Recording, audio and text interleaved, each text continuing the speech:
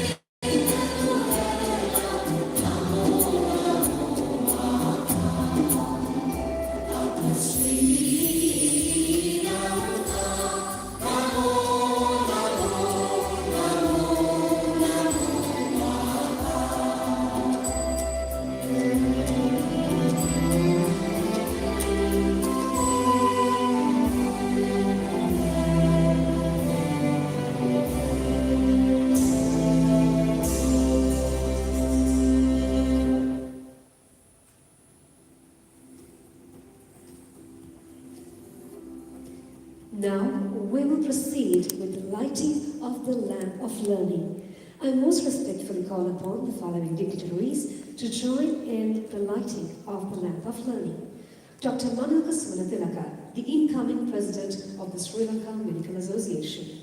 Dr. Suratha Pereira, the immediate past president of the Sri Lanka Medical Association. Professor Ishan Desaisa, the president-elect of the Sri Lanka Medical Association. Dr. Champika Vikramasinghe, Deputy Director General of Non-Communicable Diseases. Dr. Dulani Kottahachi and Dr. Hiran Amarasekara, Vice Presidents of the Sri Lanka Medical Association. Dr. Malik Fernando, representing the past presidents of the Sri Lanka Medical Association. Dr. Ishani Fernando, Honorary Secretary of the Sri Lanka Medical Association. Dr. Pramila Senanayaka, Social Secretary of the Sri Lanka Medical Association. Dr. Ajala Balasurya, Treasurer of the Sri Lanka Medical Association. Dr. Sarat Gamani de Silva. He is a senior member of the Sri Lanka Medical Association, and he has also played a significant role in mentoring and guiding Dr. Lanka Sundatilaka throughout the journey of his postgraduate studies. Dr. B. Suryarachi, former principal of Royal College, Colombo. They say every great leader stands on the strength of a mother's blessings. With deep respect and gratitude, we now invite the Honorable President, together with his beloved mother, Mrs. Nirmali de Silva, to light the lamp and brighten up this occasion with warmth and wisdom.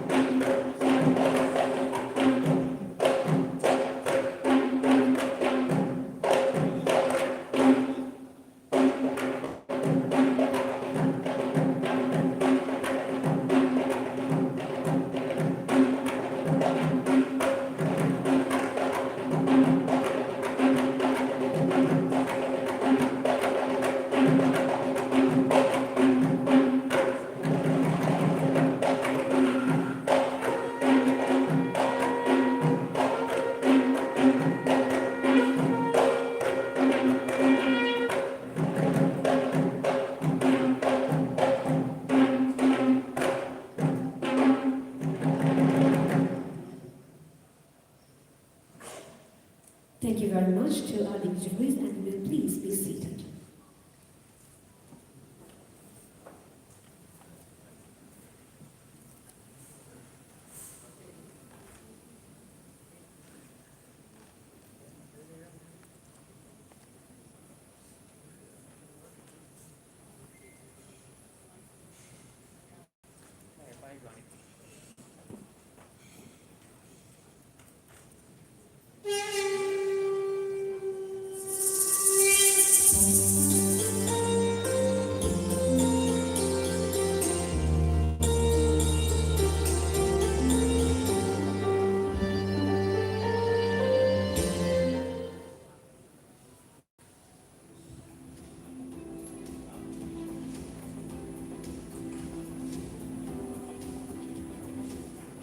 And now, the outgoing President, Dr. Suranda Pereira, and the incoming President, Dr. Lanka will proceed to their seats at the head table.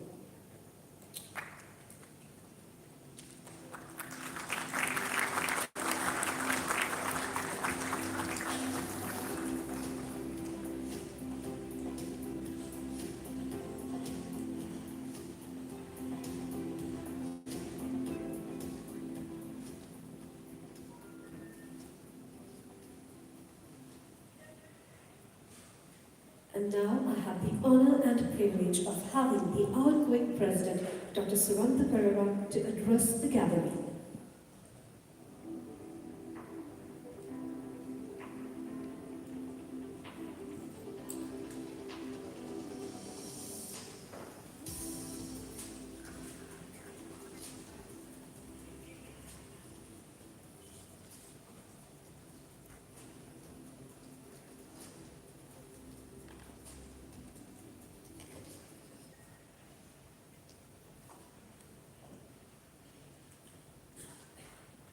Distinguished past presidents, members of the council, and trustees, leaders of our professional colleges, representatives of the Ministry of Health, partners from UN agencies and academia, colleagues from across Sri Lanka and beyond, ladies and gentlemen. As we stand at the threshold of 2026, we are privileged to look back, not to admire our achievements, but to understand what we have built together. Our focus is not on celebrating activity, but on honoring our shared purpose. Not on counting events, but on measuring the trust we have earned. It was a year in which the association strengthened its standing as the apex professional body, not merely reacting to events, but deliberately shaping directions. At a time when many institutions are loud yet fragile, we chose to be steady, evidence-led, and principled. We focus on strengthening governance, clarifying our vision with transparency, and asserting our credibility in the public square. And so tonight, I invite you to revisit 2025 through a simple lens, purpose and trust. Because purpose turns work into meaning, and trust turns institutions into national assets. We entered 2025 amid complex national challenges, shifting disease patterns, climate stress, non-communicable diseases, road traffic accidents, emerging infections, and widespread misinformation. In such times, the country does not need noise from the Sri Lanka Medical Association. It needs clarity. In 2025, we delivered that clarity through disciplined governance, evidence-based planning, professional unity, and a public voice anchored in science and ethics. Every year has activities. Only some years have a purpose. The SLMA Roadmap 2025 was launched not as a ceremonial document, but as a living framework that ensures our work remains purposeful, coherent, and equity-driven. The roadmap was deliberately designed as a rolling multi-year plan, enabling successive presidents to carry forward shared goals rather than reinvent direction. Because enduring institutions are built not on charisma, but on continuity. Through consistent messaging across our official platforms, the roadmap aligns scientific work, policy advocacy, public engagement, and institutional strengthening into single narrative of national value. Our theme, health equity across the life course, resilient pathways, empowered lives, was not a slogan. It was a statement of national concerns. Because equity is not simply about services being available, it is about opportunity being real. Whether you are born in the best resource neighborhood or the most underserved village. Whether you are a child with preventable stunting an adolescent struggling silently, an adult living with hypertension, or an elder in need of dignified care. The life course approach reframed wellness beyond disease, not only treating illness, but enabling people to thrive physically, mentally, socially, and economically. And in 2025, that philosophy shaped our priorities, early opportunities, adolescent well-being, adult wellness, and NCD prevention, and healthy aging, each viewed through the prism of fairness, resilience, and empowerment. Trust is not formed through speeches, it is earned through systems that work. In 2025, SLMA governance was defined by consistent council engagement, active premises committee deliberation, strong participation, and a culture that welcomed constructive critique through certain decision making. This was not incidental, it was intentional. In many institutions, dissent is misread as disloyalty. In health institutions, thoughtful disagreement is recognized as stewardship. We are proud that 2025 deepened this culture within SLA. At my 2025 induction, Dr. Anand Vijaykumar reflected that past presidents and senior council members did best by advising on what not to do, rather than prescribing what must be done. I share this philosophy. It preserves institutional memory while granting new leaders the freedom to innovate, guided by wisdom and protected from repeating known mistakes. A key achievement of 2025 was reaffirmation of SLMA as a trusted, non-partisan policy partner, a professional body that engaged the state without surrendering independence. The SLMA Health Policy Forum has established itself as a dependable national platform for sharing informed perspectives on urgent health issues. As Sri Lanka prepared for a new health policy in 2026, the forum facilitated discussions on a broad range of topics of current interest. A few examples include a lady doctor involved in an unfortunate incident, and many lives being lost in a road traffic accident at Garandia, Kottman, while various factions arguing and blaming each other in the media. As an apex organization, we analyzed and sought systemic, sustainable solutions through policy for the safety of healthcare workers and patients and prevention of road traffic accidents. Furthermore, the forum addressed the prevention and funding of chronic kidney disease, the development of climate-resilient health system, sustainable aged care financing, the mental health adolescents, comprehensive sexual education, the procurement of essential medicine, food security, and the reduction of micronutrient deficiencies. These discussions highlighted the forum's importance as an influential body in shaping evidence-based health policy in Sri Lanka. In a policy environment where decisions can sometimes diverge from scientific evidence, the SLMA remain committed to advocating for scientific rigor and respectful, constructive dialogue to enhance public health. The tangible results of these efforts were evident in the adoption of several forum recommendations in national policy discussions, reaffirming the association's key role in shaping both policy and health outcomes.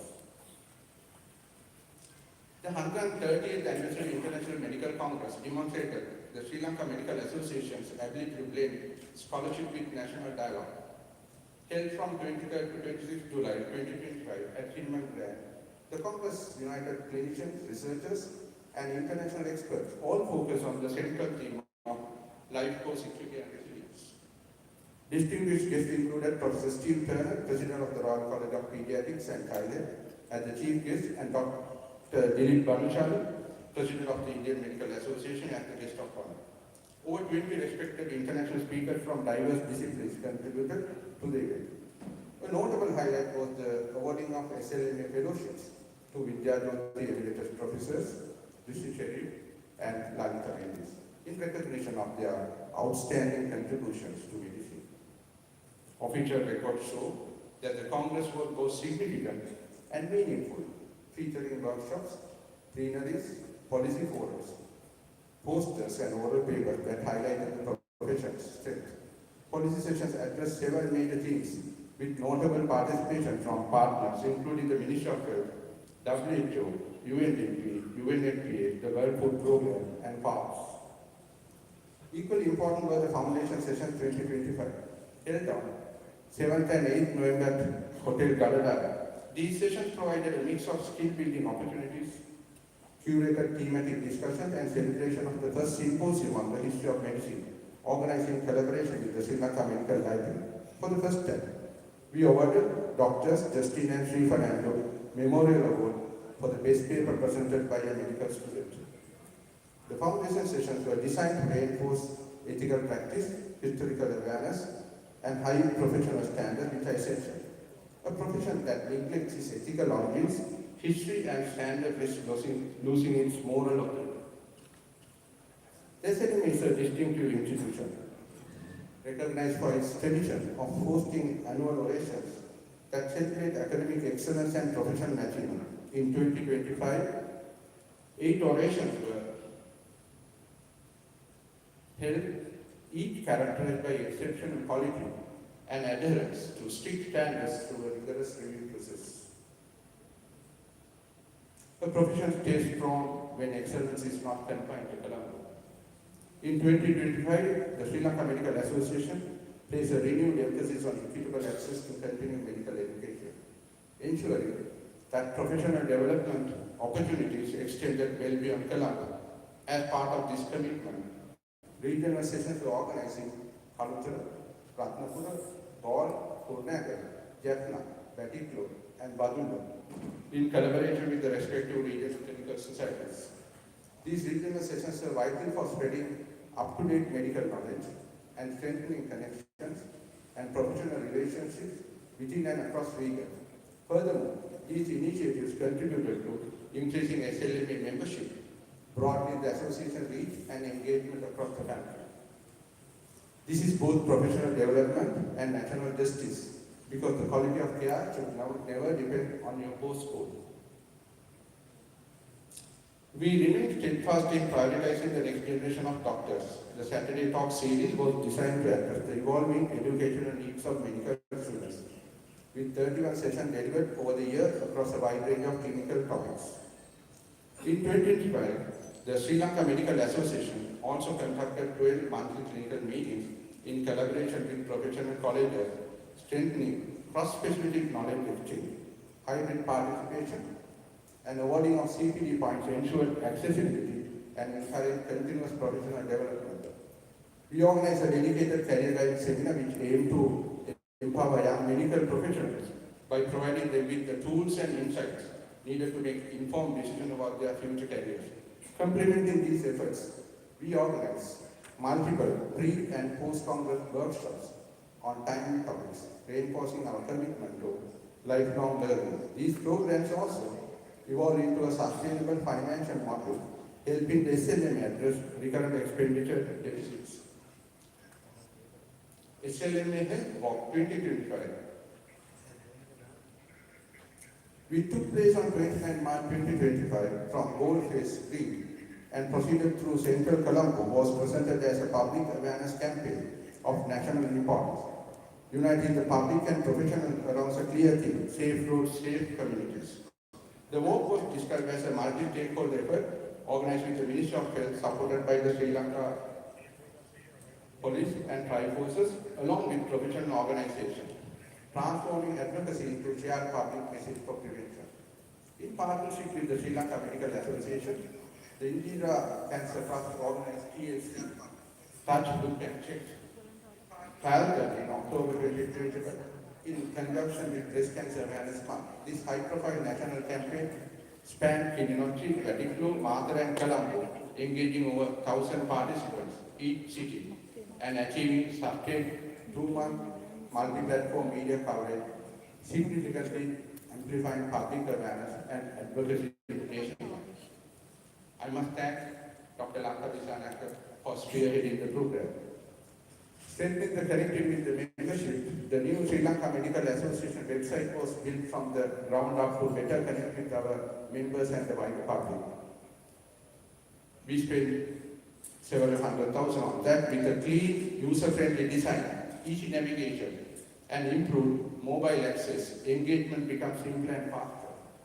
The trusted online payment system has been retained, ensuring smooth access to memberships, events, and services all in one modern digital home. We updated the structure, outlook, and the name of the monthly newsletter. And the all new, the SLMA monthly news bulletin offers the association a modern, timely platform for communication, knowledge sharing, and professional unity. A special commemorative edition produced in partnership with the Sri Lanka Medical Council marked the historic 150th anniversary of the Council, celebrated shared values, continuity, and leadership in Sri Lanka medicine. We live in an era where misinformation travels faster than science. In such time, the SLMA must be more than a professional body. It must be a credible public voice. Throughout 2025, SLMA upheld the stance providing timely evidence-based updates on outbreaks, climate risks, road traffic injuries, and disaster-related health impact across all print and digital media and social media platforms. Trust is established when the public observes a constant pattern marked by accuracy, credibility, and clarity. That is the standard SLMA must uphold year and year after year. We also recognize that public health outcomes are shaped not only by clinicians but by the quality of information in public space. The Health Journalism Awards honor media professionals across print, digital, and electronic platforms in all three languages, reinforcing a culture where health reporting aligns with scientific integrity and public benefit. This is not a ceremonial gesture. It is an investment in the information ecosystem that determines whether prevention messages succeed, whether myths spread, and whether public trust holds. Health is not created solely in hospitals, workplaces, schools, food systems, finance, law enforcement, and environmental policy influencing. In 2025, SLMA strengthened collaboration across professional colleges, universities, UN agencies, and state and non-state partners using the Intercollegiate Committee as a coordination platform for collective action. In 2025, SLMA said this approach reflects a modern approach. Complex problems require coalitions. The health sector alone cannot resolve the issue independently. Our role is to convene, advocate, and present evidence. I was honored to receive the Sri Lanka Apex Award in the health sector from the Organization of Professional Association. In recognition of the services I have provided over recent years, I see the honor not as a personal achievement, but as a reflection of our shared commitment as a national movement to strengthening and advancing medical services in our country through cross-sector collaboration. We also advance relationships that broaden Sri Lanka's health horizons through engagement, such as dialogue on India-Sri Lanka collaboration. Such connections matter because health challenges do not respect borders, outbreaks, climate events, workforce migration, innovation, and learning are regional realities. Our future depends on shared knowledge and ethical collaboration. A strong profession is not built only on guidelines, technically and knowledge. It is built on belonging. In 2025, initiatives around professional well-being, sport, culture, and community strengthen the SLMA as a professional home where identity and camaraderie are nurtured and where wellness is modeled within the profession itself. Well-being is more than just the absence of disease and illness. It is closely linked to happiness and life satisfaction. In healthcare, well-being is considered a vital component of person-centered care. Therefore, SLMA took leadership in promoting well-being across the life course.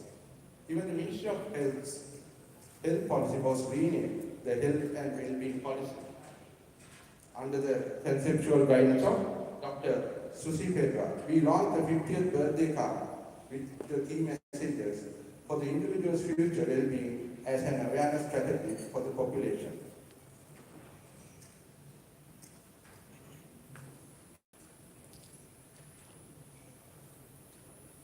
We recently founded the National Wellness Forum of SLMA to unite all interested groups on a single platform, offering practical sessions on lifestyle medicine, resilience, movement, sleep, and metabolic health. We aim to continue our efforts with the new leadership at SLMA. Because if we speak of wellness to the nation, we must also embody it as a profession. A turning point in 2025 was the commitment to preserve institutional memory through publication. The launch of Pioneers in Healing, honoring the legacy of SLMA presidents, was more than history. It was a statement that leadership has continuity, that services deserve recognition, and that values must be transmitted across generations. This inspired me to establish the Sri Lanka Medical Writers Forum. Our aim is to create a meaningful community of dedicated medical writers. This forum seeks to promote the growth of development of medical writing as a key part of our wider mission. We also strengthen the premises management, infrastructure, risk management, and organizational continuity. Because sustainability is not only on financial concept, it is also an administrative discipline. When the physical home of an institution is protected, its public mission is protected too. Now let me speak of what may become one of the most enduring achievements of 2025. The Sri Lanka Medical Advancement Trust. This trust represents a shift from annual survival to long-term sustainability, from uncertainty to independence, from temporary capacity to generational strength.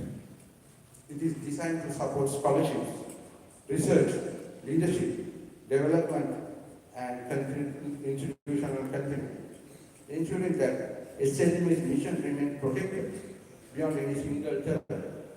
We intend to generate 100 million multiplied by 10 over the next 10 years. We worked closely with the S&D Decision Law Firm and leading law professionals to finalize the structure and foundation. We sincerely hope to activate it upon the membership's approval. At this point, I must thank Dr. Malik Fernando, Dr. Preeti Vijayagunadana, two past presidents of SLMA, for supporting my concept and working tirelessly with me to turn it into a reality. This is how institutions outlast their moments. And if there is one message I want to leave with the next generation of SLMA leadership, it is this: when you build the trust, you build the future. Finally, 2025 reminded us that leadership is proven, not when everything goes well, but when the nation is tested. SLMA's swift and responsible response during the disaster through timely mobilization, clear public communication, and targeted support initiatives demonstrated our shared duty as doctors and citizens, a responsibility critically tested during the Jitwa cyclone. By mid-December, more than 2.2 million people have been affected, with 643 fatalities and 183 individuals still missing. Over 400 healthcare institutions across the country reported damage at the start of the disaster, with repair costs reaching 21,000 million Sri Lankan rupees. SLMA reactivated the disaster relief fund with support from Intercollegiate Committee, established the medical helpline partnership with the dialogue, engaged the Ministry of Health, and is currently involved in rebuilding Chilla Hospital. Before I close, gratitude is not an ornament of leadership. It is its honesty. To the Council for disciplined partnership and principled debate. To our past presidents, whose legacies were carried forward. To leaders of professional colleges and organizations who stood with us. To the Ministry of Health for engagement and collaboration. To UN agencies and partners who strengthen our work, and to the office staff whose quiet excellence made every visible success possible. Thank you. I wish to formally acknowledge my sincere appreciation for three individuals whose leadership was crucial in 2025. Dr. Asri Deva Malade for exemplary coordination as Honorary Secretary. Professor Sajid Menthananda for outstanding academic leadership. And Dr. Udana Ratnapala for prudent stewardship in stabilizing the association's finances. Not to forget another key figure, Dr. Lanka, the coordinator, who bridged the gaps to facilitate seamless program execution. I must sincerely thank the CME industry partners for their financial support, which contributed 78 million Sri Lankan rupees and generated a net profit of 40 million Sri Lankan rupees. I am immensely thankful to my wife, Dr. Inoka, and two daughters, Tamoda and Onili, for their continued encouragement and steadfast support by my side, especially during the toughest time. I'll tell you two stories. First story. When I finished my term as Vice President in 2022, Dr. Dushan Jayasuri encouraged me to stand for President-elect. An idea warmly supported by Professor Samarth Naratna, Dr. Malik Fernando, and Dr. Preeti Vijaykulam. I contested that election and was defeated by Dr. Anand Vijaykulam, a worthy and principled opponent. I accepted the result with respect and moved on. Over time, as I got to know him better, I honestly realized that I was glad to have lost to him. The following, encouraged by several more past presidents, I stood again. This time I was elected with an overwhelming majority. That journey taught me enduring lessons: discipline in defeat, humility in waiting, and resilience in growth. Leadership, I learned, is not proven by ambition alone, but by the ability to transform vision into reality, patiently, consistently, and with purpose. My second story is, after just 3 months, the calm was shattered. Our ship was caught in an unexpected storm. Our treasurer suffered a major cerebral accident and spent weeks in intensive care. A senior past president, a council member, survived a subarachnoid hemorrhage, and our secretary mourned the loss of her mother. Actually, another assistant secretary's mother developed another subarachnoid hemorrhage. These are among the other challenges we faced.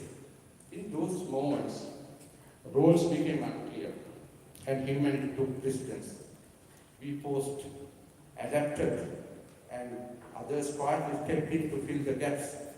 Trust held us together. Resilience saw us through. In hindsight, the lesson is clear. Leadership is not tested in calm waters, but revealed in storms. And it was there that we emerged stronger and together.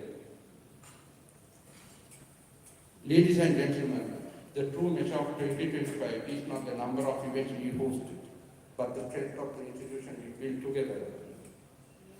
Life's meaning is rarely apparent in the moment. You can only connect the dots by looking backwards, never forwards. Yet we must live in trust, believing that today's trials, uncertainties, and quiet sacrifices will in time reveal their purpose. It is this faith that transforms hardships into direction and experience into enduring purpose. In 2025, we strengthened the Sri Lankan Medical Association as a leading professional body, an academic authority, a trusted policy voice, an ethical guardian, and a professional home. We grounded it in equity, upheld it through trust, and guided with committed collective leadership. I inherited an ordinary car. I built a Ferrari for Dr. Lanka. I trust him as a private colleague. You know when to speak, when to stop, and how to take turns. And focus on the direction. So I trust him, and I wish him good luck. As we step into 2026, let us carry forward the spirit that defined this year. The purpose of every program is to serve coherent national mission. Trust, so the public continues to see SLM as a credible, moral, and scientific authority. Continuity, so our roadmap remains a living commitment, not an annual reset. Sustainability, so the medical advancement trust stand as a safeguard for generations to come. If 2025 has taught us anything, it is this. When medicine is guided by equity and institutions are built on trust, a nation grows healthier, not only on its outcomes, but in its dignity. Thank you.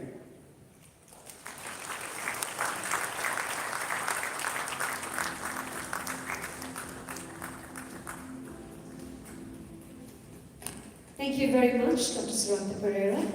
And before we proceed, let us take a moment to look back at the history and the legacy of the Sri Lanka Medical Association. Ladies and gentlemen, please focus your attention on the screen.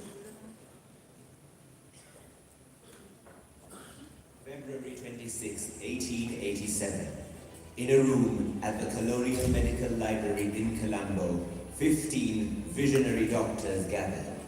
Their goal was simple yet profound: to create a common platform that would safeguard the honor and interests of the medical profession in Ceylon. And so history was written. The Ceylon branch of the British Medical Association was born. What began with just 65 pioneering members would soon become a beacon of healing, not just for the island, but for the world. Today, it stands as the oldest medical association in South Asia and the Asia-Oceania region, a glittering star of excellence that has guided the medical profession for generations. These were the giants upon whose shoulders we stand, the pioneers who laid the foundation for a legacy that has endured for over a century. For our first 73 years, the association's business was conducted at the Colonial Medical Library, followed by a brief 4-year period at the Consultants' Lounge of the Colombo General Hospital. But our true home was found in 1964. Dr. E.M. Vijayarama gifted his personal residence on McCarthy Road to the association, ensuring it would also house the Sri Lanka Medical Library. This gesture was so significant that McCarthy Road was renamed Vijayarama Mall in his honor. Vijayarama House, meticulously maintained by the SLMA as its permanent headquarters, has become the heart of the profession. Today, it serves as a vital hub, housing the Lionel Memorial Auditorium and providing a home for numerous specialist colleges and associations. As the nation transformed, so did we. In 1972, when Ceylon became Sri Lanka, we officially adopted the identity we ever so proudly hold today, the Sri Lanka Medical Association. We built more than just a headquarters. We built a framework for ethics and excellence. In 1991, an ethics committee was established. It was among the early Sri Lankan ethics review committees to gain international recognition. We established the Sri Lanka Clinical Trials Registry, one of the few WHO accredited registries in Asia. SLMA was the pioneer in granting CPD points for continuous medical education, which has now transformed into a national program under the Ministry of Health. Today, the SLMA acts as the backbone of the medical profession. We unite the medical fraternity through the Intercollegiate Committee, comprising the presidents of 50 professional colleges, and tackle national health challenges through consultation with all stakeholders. There are 28 expert committees, including those dedicated to non-communicable diseases, road traffic accidents, planetary health, vaccines, and many more, covering all aspects of medicine as well as the health and safety of the population. Our strength is tested not just in times of calm, but also in times of crisis. When the 2004 tsunami struck, we mobilized immediately for relief. When the global COVID-19 pandemic arrived, we became the nation's pillar of support. An emergency helpline and triage system was launched, receiving thousands of critical calls. Furthermore, the COVID Sahana Fund rapidly deployed critically needed equipment to frontline hospitals when and where it was needed most. Following the devastation of Hurricane Detwa, we established a relief fund to rebuild damaged hospitals and restore medical services. Through 3 centuries, the 19th, 20th and 21st, the SLMA has remained the unshakable voice of the medical profession. Tonight, we induct our 132nd president. We look forward to a future defined by our new theme, wellness of the nation through local and global partnerships, a history of over a century, a legacy of resilience. This is the Sri Lanka Medical Association.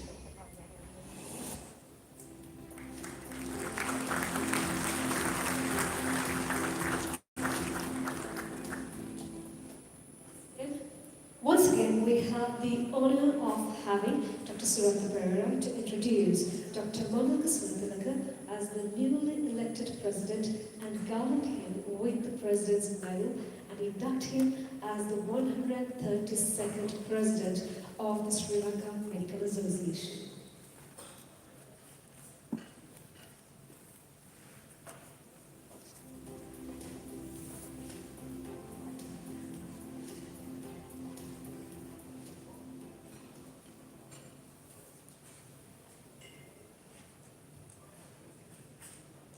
Dr. Lanka has been one of my closest friends since childhood. With our shared journey beginning at grade 6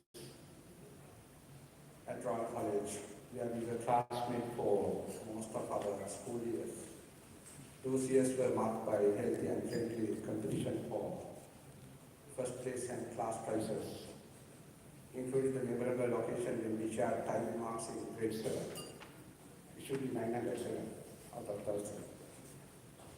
I want to recall our younger days spending free time playing cricket together, moment that further strengthened our bond. We were together as junior prefects, junior stewards, senior stewards, and senior prefects.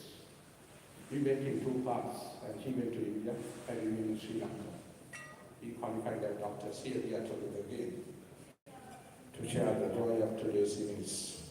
It is with great pride and confidence that I see him as the upcoming president of the Sri Lanka Medical Association in 2026, and it is truly a privilege for me to read this citation today. Dr. Lanka MBBS, MD, MRCP, Diabetes and Endocrinology, Consultant Endocrinologist, National Hospital of Sri Lanka. Dr. Lanka is a fellow of the Sri Lanka College of Physicians, Sri Lanka College of Endocrinologists, Royal College of Physicians, and the American College of Clinical Endocrinologists. He was president of the Sri Lanka College of Endocrinologists in 2017 and 2018, chairman of the Sri Lanka Diabetic Federation in 2020, and secretary of the Southeast Asian Federation of Endocrine Societies in 2019. He has been president of the Diabetes Association of Sri Lanka since 2022 and is also the chair-elect for the International Diabetes Federation Southeast Asia region for 2027 to 2029.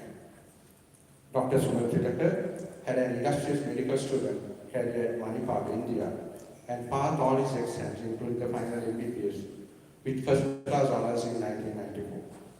Following an internship at General Hospital, Kalachara, his medical career spanning more than 30 years to date, he completed an MD Medicine from the University of Colombo and chose endocrinology as his specialty. He completed his overseas training at the oldest hospital in the UK, St. Bartholomew's Hospital, a leading center of excellence in endocrinology. In his professional career, he has served in Coimbatore, Polonnaruwa and Goa, and he is currently a consultant endocrinologist at the National Hospital of Sri Lanka, a position he has held since 2016. Among the many roles he has undertaken in the Ministry of Health, he recalls that his posting in the mid-90s as the first medical officer of intensive care at the newly established unit of the then-based hospital Polonnaruwa was the most memorable. He notes that this role gave him immense satisfaction while serving, work assuredly day and night, and saving many lives. Dr. Sumanatha Manilkar received the President's Award for research in 2020 and has published 110 articles in peer-reviewed journals with 667 citations. He has served as the principal investigator for the country in several international multi-center randomized controlled trials, and two of these currently ongoing. In the field of endocrinology, in addition to being a leading clinical endocrinologist in Sri Lanka, he has undertaken several national and international projects and programs that are crucial to counter the tide of what he refers to as the current pandemic of diabetes and other non-communicable diseases. As president of the Sri Lanka College of Endocrinologists in 2017 and 2018, he organized two successful annual academic sessions in collaboration with the European Association for the Study of Diabetes, featuring many leading international speakers and a large number of foreign delegates. Additionally, with funding from the World Diabetes Foundation, a successful project, the Sri Lanka Diabetes Cardiovascular Initiative, was carried out in partnership with the MOIT and the Sri Lanka Medical Association. More than 1,250 primary care doctors and 1,500 nurses receiving training in various aspects of diabetes care across the country as part of this program. This initiative also established a new category of nurses called Diabetes Educator Nursing Officer, who now serve in many diabetes clinics and other units within the Ministry of Health. Furthermore, Teacher Child Parent, the child health component of the project, introduced an engaging approach to educate children on healthy living, which attracted the attention of the WHO and was presented at one of their NCD meetings in 2023. This project received the Royal College of Physicians Excellence in Patient Care Award in 2018. Currently at the Sri Lanka College of Endocrinologists, appointed project lead, Dr. Sumanatha is leading the World Diabetes Foundation project, Diabetes Compass, implemented under the guidance of MOIT. The project involving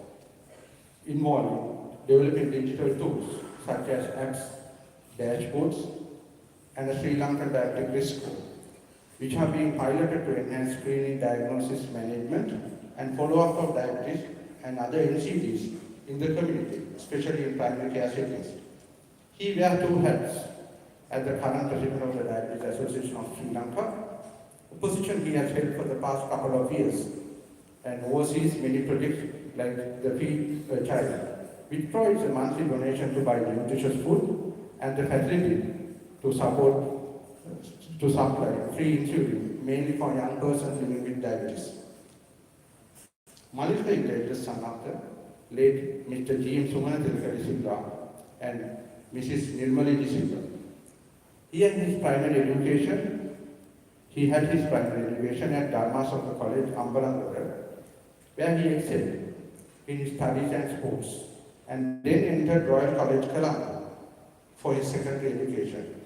He captained the under-12 cricket and badminton teams of his primary school. He was a brilliant student, winning many prizes at the school awards ceremony, including a memorial prize for being first in the entire grade out of 16 parallel classes in the year 1983. He was a senior prefect, captain of the senior badminton team, and a member of the senior athletic team, while actively participating in many societies, including the Science Society and the Automobile Club. He has served on the Royal College Union and has been a past president of the college's Group of 88. He was pioneering member of the Royal College of Doctors Association, which promotes health and well-being of students and teachers. He is an ardent music lover who enjoys playing the piano and is passionate about photography and classic cars. He and his lovely wife, Yashini, are blessed with two boys, Sashindra and Tushendra, who are pursuing postgraduate and undergraduate studies in engineering and cinematography, respectively.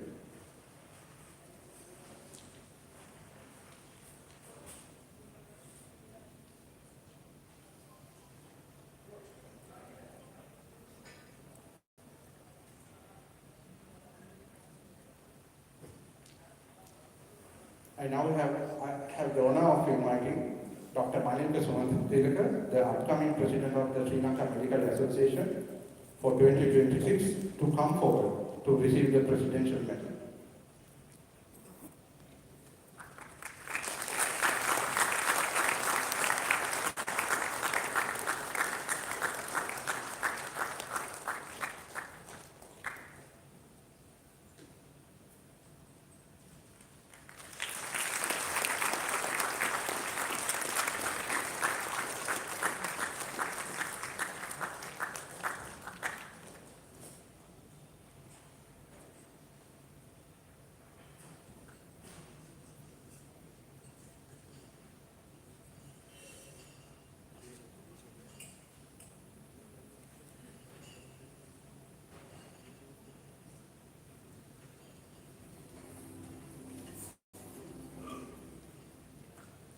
Now I invite my friend and the President of SLMA, Dr. Lanka to deliver his presidential address.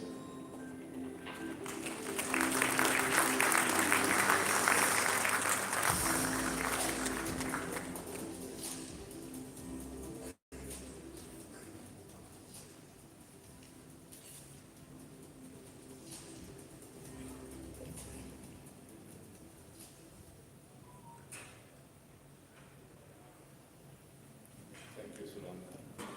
Trustees, honorary fellows, past presidents, council members, and members of the Sri Lanka Medical Association, officials of the Ministry of Health, honorable justices of the Supreme Court, President of the Court of Appeal, honorary Attorney General, distinguished invitees from academia, UN agencies, tri-forces, and the police, professional organizations, professional colleges, academic colleges, corporates, alliance, media professionals, and all other distinguished invitees, of course, my beloved family and all the long-standing friends from our batch at Royal College. It is with profound pride and humility that I stand before you today as the 132nd President of this hallowed institution. First and foremost, let me express my sincere gratitude to my friend Suranka Pereira, the outgoing President, for his exceptionally warm introduction. What more can you expect from somebody whom we have known for 30 years? I think he did more than what's required. Thank you, Suranka. I would like to congratulate you on an extremely successful year. You have seen what he showed at the SLMA. Under your astute leadership, we have seen a significant upsurge in activities that have benefited both the medical profession and the public healthcare services. The dedication and advocacy he has shown is phenomenal, and the same tireless work ethic will undoubtedly serve the Sri Lanka College of Pediatricians when he assumes the presidency in 2027. I wish you the very best. I am deeply humbled by the honor of being elected as the 132nd President of the SLMA. I thank the past presidents and the general membership for their trust. At 139 years old, this is the oldest medical association in Asia Oceania, as shown before and in the video.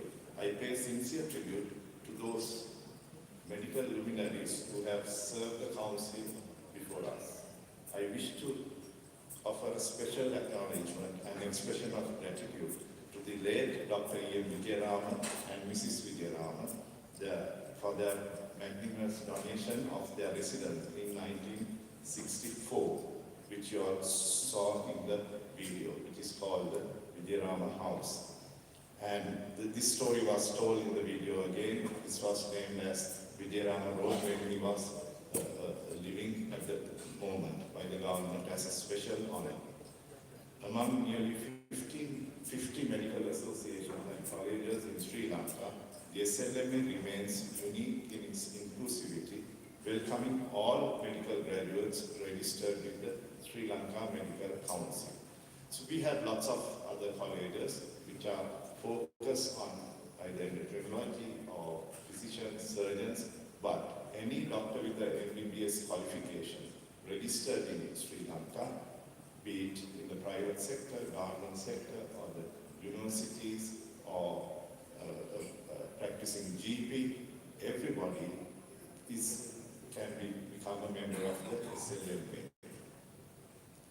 We provide an essential platform for professional development and ethical practice through our newsletters, conferences, and lectures, which Suranda showed many what we have done during the last year. While our headquarters are in Colombo, we remain committed to our colleagues in the outstations, ensuring that they have ready access to our work through diverse regional meetings and digital platforms. In fact, we have representation from every province in our council. With 11 medical faculties in the country, with roughly a medical student population of about 10,000, the Saturday evening talks, which were shown in the video, we take common medical topics with eminent academics, which was started a few years back, has become extremely popular among medical students. All these activities will be continued this year with added color and variety. We are increasingly aware of our profound social responsibility. Our far-reaching response during the COVID-19 pandemic, as shown in the video again, served as a pivotal turning point in this regard. When our citizens were confined to their homes, SLMA established a lifeline through a 24-hour phone consultation service where our members, both junior and senior, took up thousands of calls and gave life-saving advice and coordinated their transfers to hospitals, etc. during that COVID period. And I pay tribute to all those pioneers, people who initiated that, and the seniors and juniors who took all those calls during the COVID pandemic. And the COVID Sahana Fund was set up to deliver life-saving equipment and medications to hospitals in desperate need. As a vice president at that time, during that crisis, I was actively involved in these fundraising efforts. And I wish to thank many corporate partners, colleagues, friends, family members present today whose generosity made them work possible. It was during this time that SLMA spearheaded the National Intercollegiate Committee, uniting various medical associations to coordinate our national response. Today, the ongoing social crisis following Cyclone Nikfa has reinvigorated our mission. While we provide essential medical hotlines, we are also actively restoring hospitals whose infrastructure has been devastated. Suranta mentioned about so many hospitals being affected. We are especially grateful to our colleagues in the UK and Australia for their immediate support. I am pleased to announce that we have already identified an urgent need from the fund we set up for this disaster. Urgent need at the Chilao General Hospital, that we are making arrangements to repair 5 life-saving dialysis machines with immediate effect. To sustain this effect, I intend to transition our postponed medical dance into a charity dinner this February. I know wellness is necessary for doctors also, but we thought that this year we'll take a break from our relaxation activities and turn that into a good cause. And our annual walk, which is themed on a current topic as usual, I thought of turning that into again a charity walk where we could raise funds and help to rehabilitate this hospital. What you have started, I'm very happy to continue as well. I invite my friends and colleagues from the National Intercollegiate Committee to join hands as we make this a collective effort for the benefit of our nation. I invite all the colleges to come get together with us for this effort, and then we'll have a dialogue about that. Our goal is not volume. You have seen all the corporates and businessmen lots of entities donating hundreds of millions of rupees. So we are not that big. Our volume may be small, but our goal is not volume, it's precision. We specialize in niche donations, identifying urgent needs that might otherwise be caught in administrative delays. By acting swiftly where the others struggle, we ensure that every rupee spent translates into immediate life-saving care. One incident comes to my mind on this aspect when we were in the middle of the COVID pandemic. At that time, we were collecting funds and then we were inquiring from hospitals what their needs are. And by that time, there was acute shortage of oxygen, and there's oxygen facilitated beds, what we call as oxygen beds in hospital. So the corporates, everybody was donating, making walls, changing the walls, putting the pipes and lines. People were donating machines, the respirator, ventilators, all that. But one hospital had all that, millions worth of stuff, but the patients were dying due to lack of oxygen. When we inquired, what has happened was all that has come in, but they had forgotten or to order the small oxygen regulator or whatever the equipment that is needed to put in between the cylinder and the patient. So we immediately bought that within 2 days, because it should have taken a couple of weeks if the proper procurement procedure was to be followed. So we immediately bought several, 10, 15, 20 and was sent. The most satisfying thing for me, and I think Dr. Padmanabhan might remember, was when that hospital doctors told us that particular, it was only a few 100,000 rupees, the donation. But they said that people were desperate at that time, height of COVID, we would have saved numerous number of lives because the whole facility was activated by this small equipment we supplied. So that's what I mean by niche donations, where we donate to get the best out of what we do, which the medical profession, with our expertise in all our expert committees, we can identify the correct need in any situation and attend to that. So beyond emergency relief, we remain steadfast in our advocacy for long-term public health. The SLMA continues to lead the charge against heavy toll of road traffic accidents, tobacco and alcohol misuse, and the rising tide of drug addiction. We are equally committed to the prevention of diabetes and other non-communicable diseases. Alongside the critical, I think this is an emerging challenge of environmental pollution and the planetary effect. If you see our skies on certain days, you will realize that it's happening in Colombo also. While progress in these areas have been challenging, we are meeting these struggles with renewed vigor. With over 25 expert committees comprised of nations' leading specialists, we are uniquely positioned to translate academic expertise into actionable strategies for the health of our nation. The SLMA maintains a dynamic partnership with health authorities and key stakeholders across all dimensions of public health. I am committed to working in close synergy with the Ministry of Health, offering our association's expert counsel whenever it may be required.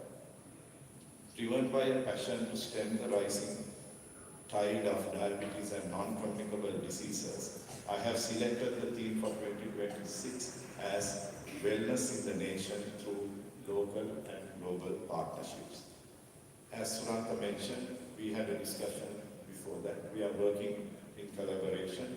He paved the way, he had the roadmap, so I need to bother reinventing the wheel today and producing another book. We are just following what we discussed, and hopefully the future president also will follow this path and carry forward some of these projects that we initiate. So the wellness, what is wellness? It's defined by the WHO as not merely being the absence of disease. We Sri Lankans sometimes think wellness is just not taking any medication, or you say you are ill when you have to go and take some medicine. So that's not the solve. Wellness is complete, it's a state of complete physical, mental and social well-being. Achieving this requires transformative health promotion and multi-sectoral action that empowers our citizens to take control of their own futures. Take control. That's the way. So these are big technical things that the WHO explanations give. If I may simplify that, you can say you can always take the horse to the water, but you can't make it drink. So we preach, we go and do programs, tell people what to do and what not to do, but in 1 or 2 months they forget. So we must have a concrete way of, reinforcing this healthy living, and the concept of wellness should be taken from school children to the elderly person, so that you prevent diseases before it happens, not react to a situation when you get it and then getting a whole lot of medication. We take immense pride in the fact that Ministry of Health has titled the next national framework, the National Policy on Health and Well-being. So the SLMA is ready to take greater responsibility in supporting the implementation of this policy, building on the initial spark provided by Dr. Sulantha Pereira's 2025 roadmap. I am proud to announce that this commitment will become a rolling agenda item for the SLMA, ensuring that successive presidencies continue to promote national well-being as a permanent priority. Furthermore, we applaud the Ministry's new Arogya Wellness Centers. These centers focus on early non-communicable disease detection, health education, and timely elderly care, which is a growing need in our aging population in Sri Lanka. A shift towards people-centered, compassionate care that is very important. To support this, we must continue to transform health professional education. In a pioneering move, Sri Lanka recently proposed a landmark resolution into the WHO Southeast Asia region on introducing health humanities into professional training. Having received a unanimous approval from the SLMA Council, we formally agreed to collaborate with the Ministry, professional colleges and universities to integrate these essential humanistic values into the heart of our medical education. Collaboration is, of course, at the heart of SLMA's mission. I look forward to working hand in hand with the Ministry of Health, ensuring that vast expertise of our committees is available to guide national health interests. Our theme, Wellness in the Nation through Local and Global Partnerships, aligns perfectly with the current global shift towards proactive health. We are moving beyond clinical treatment of disease towards WHO's broader vision of well-being. It is a historic moment that the Ministry launches this document, and the SLMA will not just support the policy, we will make it a central pillar on our highway of development. Surantha had the roadmap. I want to make it a highway, especially when he has brought a Ferrari for us. So road is not enough to be the highway, Surantha. And I'll try to build up on that and do better on this way, because it's quite close to my heart, the topic. So I think I will try my best to, do a good job here. So what began as a roadmap in 2025, hopefully will become a permanent rolling commitment for our association. A simple example I would like to mention to illustrate the vital importance of wellness. We look at the science of epigenetics. For the non-medical audience, this might be too much. I'll simplify as much as possible. This was a very recently published paper in our region, I think in India and few other countries, demonstrated that how exposure to high levels of sugar, fatty acids, and several chemicals during pregnancy can alter a child's genetic expression, predisposing them to lifelong metabolic derangements. with the prevalence of gestational diabetes, that means the diabetes in pregnancy, in Sri Lanka is now nearly 14%. We have a critical window for prevention. A modest 7 to 10% weight reduction in an overweight or obese mother to be. If you can reduce that, this can change the health trajectory of the next generation. I want to say a simple lifestyle modification of reducing the amount of calories and increasing the exercise that you do without even any medication, we could achieve this goal. 7% for an overweight person is very not too much to lose. So I think the wellness here, our multilateral agency is also a good place to start with, where we say in diabetes it's a womb to tomb disease. So the starting is at the womb level, at the conception level, and now we have evidence to say, lots of patients come and say this runs in the family, that's why I'm getting it. And during my 30 years of practice, when people were diagnosed with my early days, it was always like 45, 50 or above for people to get diabetes. During my career, then it was coming down to 40, 35. Now we are diagnosing children or school kids as young as 15, 16, 17 with type 2 diabetes. So what's happening? So I think these epigenetic changes, all these toxic factors plus the poor metabolic condition of the mother predisposes them to get the disease earlier than the previous generation. It's not our genes changing. Epigenetic is the factors that are there, proteins that are there outside your main gene, which controls how the gene is expressed. So these changes, they are more prone for diabetes at a younger age. So that's what this paper showed. I think it's very interesting and very relevant for us to focus on. We recognize that we cannot address these issues in isolation. They require a global perspective. As an endocrinologist, I am acutely aware that diabetes is a silent killer underlying the majority of non-communicable diseases. Consequently, a primary focus of my presidency will be, of course, prevention, remission, and control of complications of this disease. Diabetes remission, maybe a new word for some of you, is an emerging frontier in Southeast Asia.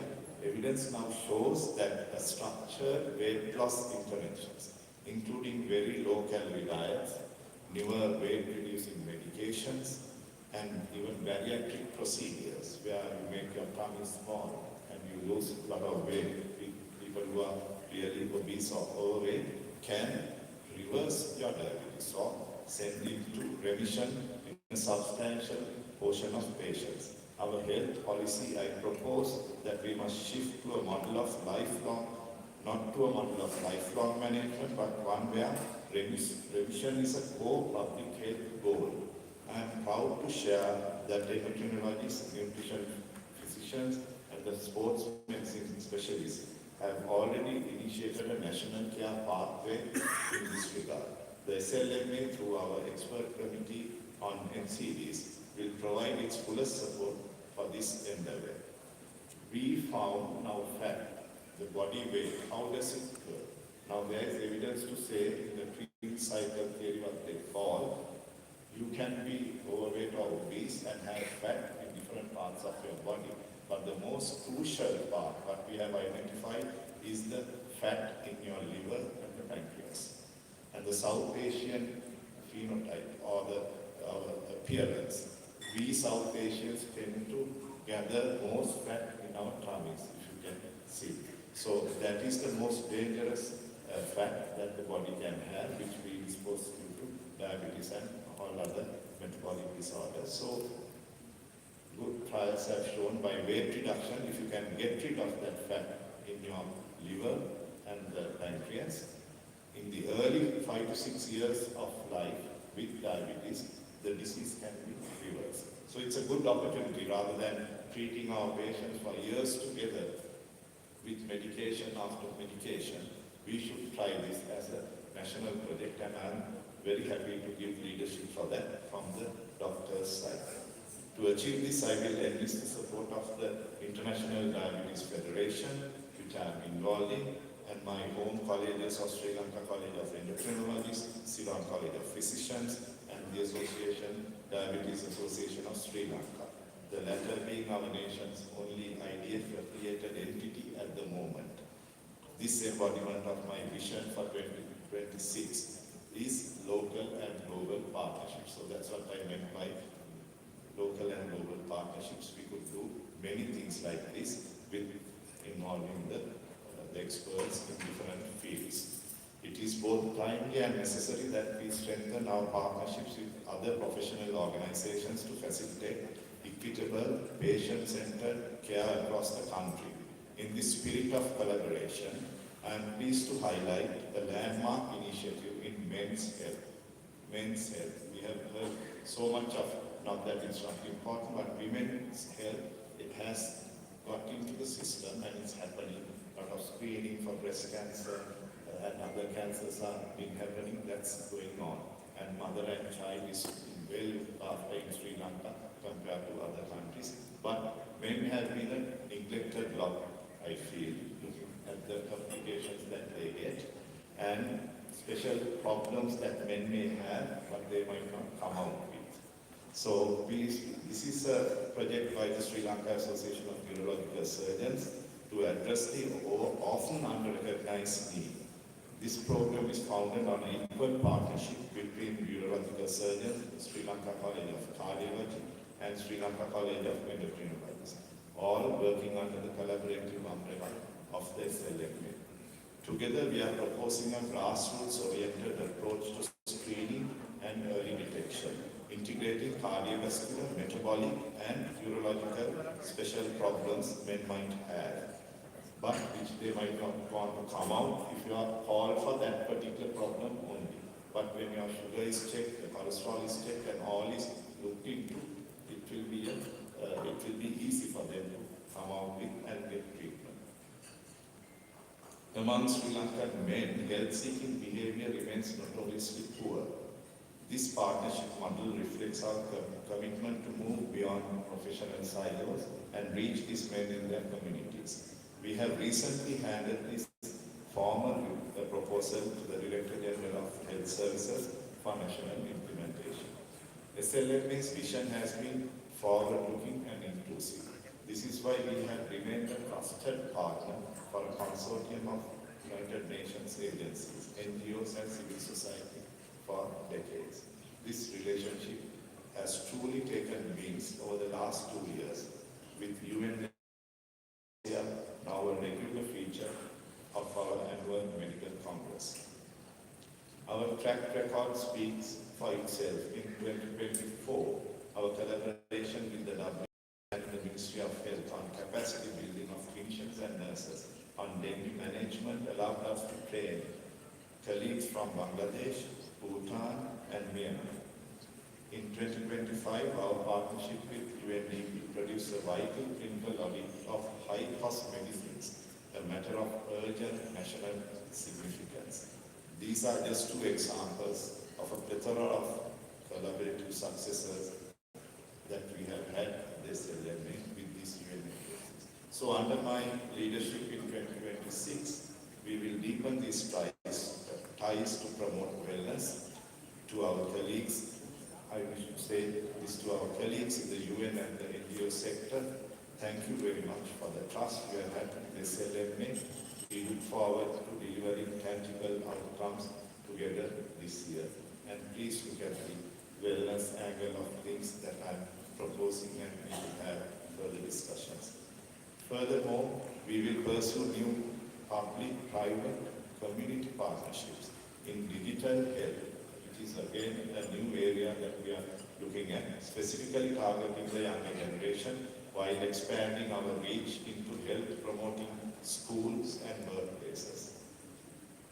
Coming back to diabetes again, a little bit of numbers to the significance I will tell later. Globally, 580 million people are living with diabetes, and and the situation in Sri Lanka is equally critical.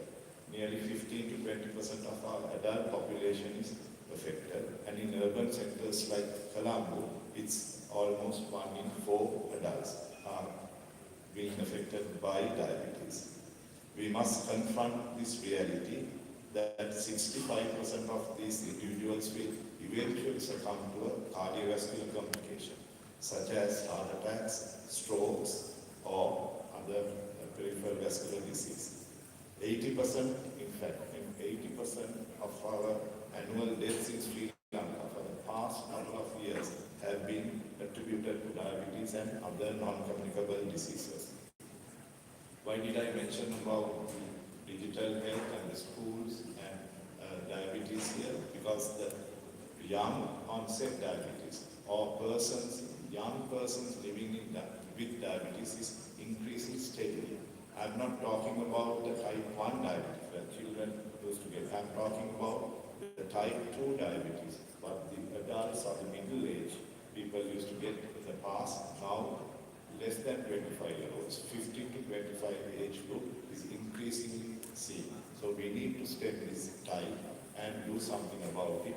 And wellness would be a good start. Simple changes, lifestyle changes, reducing 200 and 250 calories a day over a period of time of 1 year, you lose 4 to 5 kilos, which is even enough to prevent diabetes in future. Simple changes now will have a profound impact later in life. Coming to our annual academic sessions of the SLMA, scheduled for July, as a major international conference going with our theme of international collaboration. We have set an ambitious target of 200 foreign delegates and expect at least 25 world-renowned overseas speakers to join our local experts. I am delighted to announce that the International Diabetes Federation, representing 251 member associations across 158 countries, has confirmed its collaboration with the SLMA along with the Diabetes Association of Sri Lanka for this landmark event in July this year. I seek your full support to place the SLMA and Sri Lanka firmly on the map of premier international medical destinations.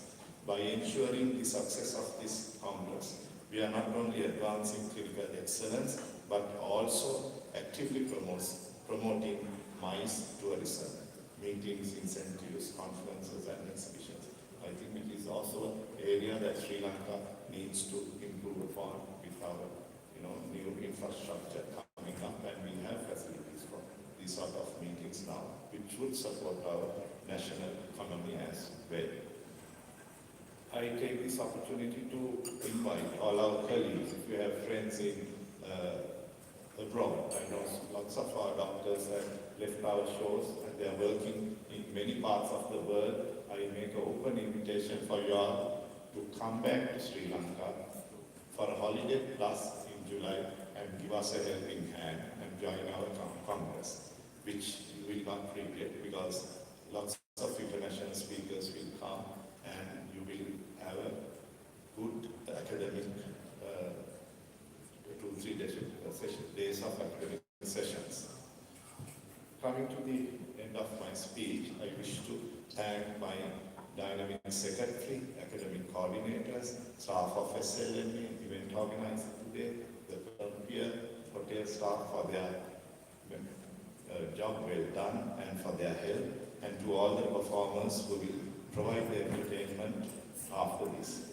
Last but not least, my gratitude to my loving mother, wife, and 2 boys for all the support they have given me always. So colleagues, esteemed guests, ladies and gentlemen, as the premier medical organization in this country, the SLMA will continue to move forward with unwavering commitment to protect the health rights of our citizens.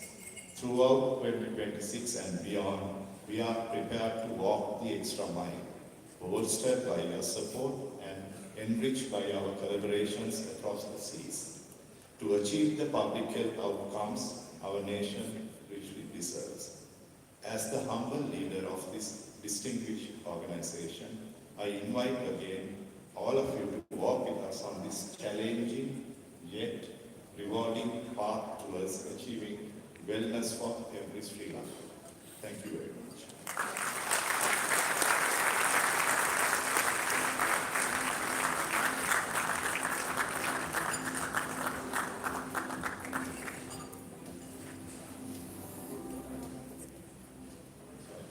We are replacing the company and doing it our own way. So it's my pleasure now to do the honors to hand over and garland my good old friend Lanka Pereira, the outgoing president, with the past president medal, traditionally, which is done after the new president's speech. So it's my pleasure to call Lanka to get his past president's medal.